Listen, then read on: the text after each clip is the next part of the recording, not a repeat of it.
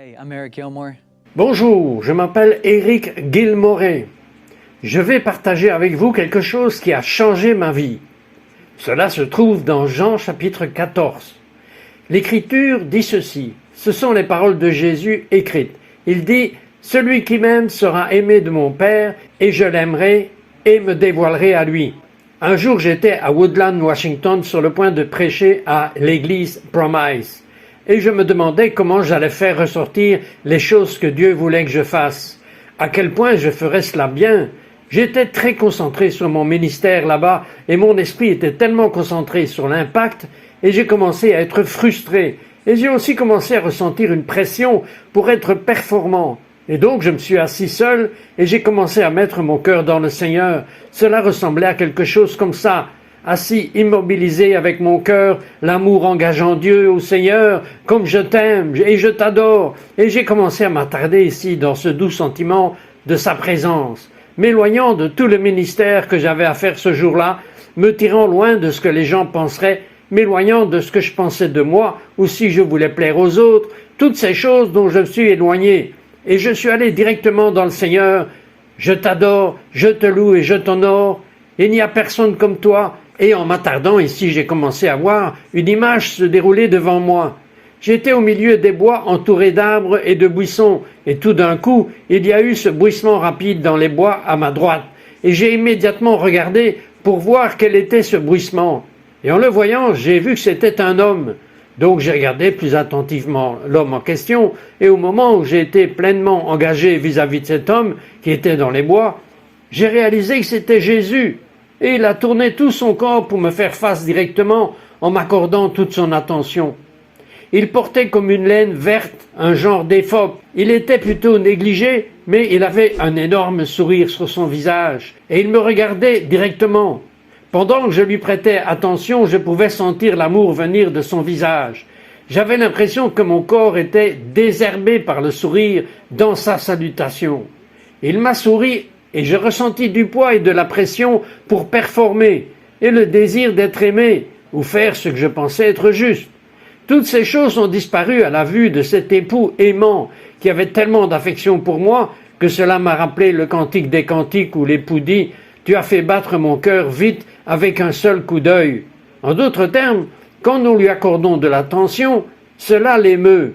Je pouvais voir qu'il était ému par le fait que je lui accordais de l'attention et il me faisait entièrement face avec un grand sourire.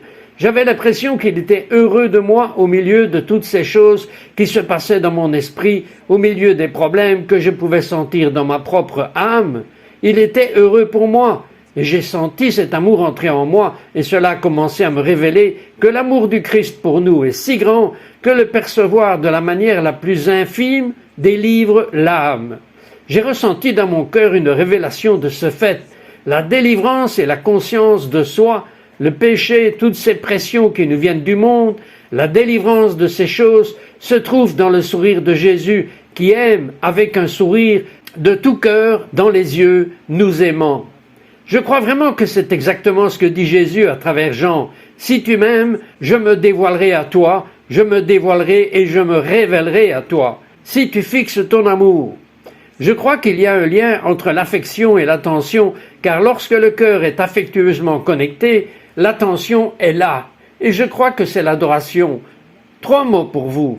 Attention, affection, adoration.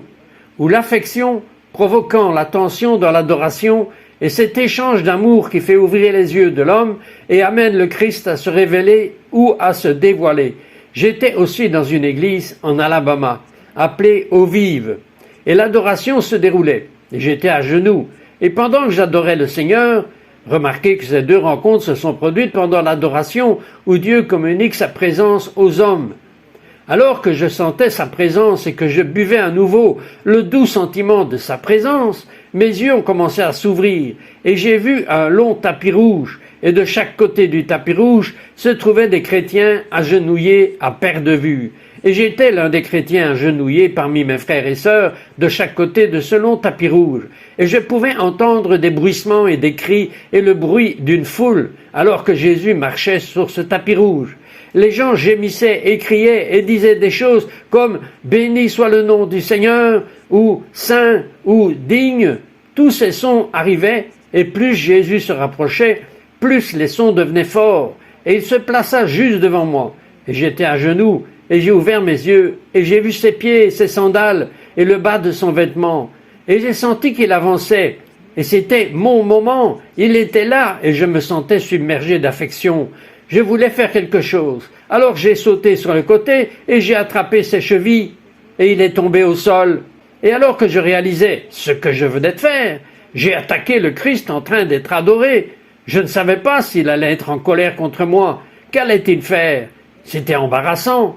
Et il s'est penché alors qu'il était allongé sur le sol, et j'étais au sol après l'avoir plaqué par les chevilles. Il m'a attrapé par mon vêtement et il m'a tiré jusqu'à son visage pour me mettre face à face avec lui. Et il a commencé à m'embrasser sur tout mon visage en plantant des baisers sur tout mon visage. Et j'ai senti que chaque baiser était une transmission d'amour de la part du Père. Il m'aimait tellement que j'avais l'impression qu'il me montrait que tant que je l'adorerais et que je l'aimerais, il me révélera son amour. Et j'ai trouvé que ces baisers plantaient des graines dans mon âme, dont la floraison est le fruit de l'esprit. Plus il m'embrassait avec son amour, plus il implantait sa personne à l'intérieur de moi pour que je puisse alors commencer à porter du fruit pour son nom. C'est l'amour de Jésus-Christ que Paul prie pour que nous connaissions la largeur, la hauteur, la profondeur. Et ensuite, il dit, pour que nous soyons remplis de la plénitude de Dieu. J'ai l'impression que ces deux rencontres nous montrent cette vérité qu'à mesure que nous lui accorderons notre attention, notre adoration et notre affection, il se révélera à nous. Nous reconnaîtrons son amour et cela sera transformateur, complètement transformateur. Et nous ne serons pas seulement changés, mais nous aurons ces graines plantées dans nos cœurs qui fleuriront avec le fruit de l'esprit. Nous aurons les révélations de son amour qui nous feront être remplis de la plénitude de Dieu. Et vous savez, lorsque vous remplissez une tasse, tout ce qu'il y avait dedans commence à sortir, et je trouve que c'est exactement ce que Dieu fait. Il nous remplit, et toutes les mauvaises choses commencent à tomber avec le temps.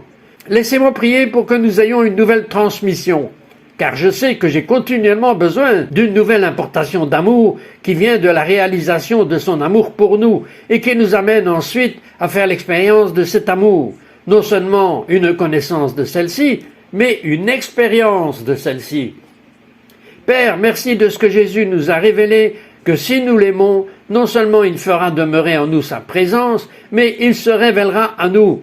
Je te demande des révélations d'amour, mon Dieu. Je te demande des révélations d'amour dans mon cœur et dans celui de chaque spectateur. Seigneur, montre-nous cet amour libérateur. Montre-nous la douceur de ta personne qui fait que le cœur devient unique et doux devant toi en ton précieux nom. Au nom de Jésus, Amen et Amen.